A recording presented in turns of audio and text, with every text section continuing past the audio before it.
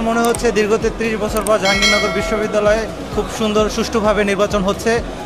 LSP news টিভিতে সকলকে স্বাগতম। এই মুহূর্তে সবথেকে উত্তেজনামূলক খবর নিয়ে চলে আসলাম আপনাদের সামনে।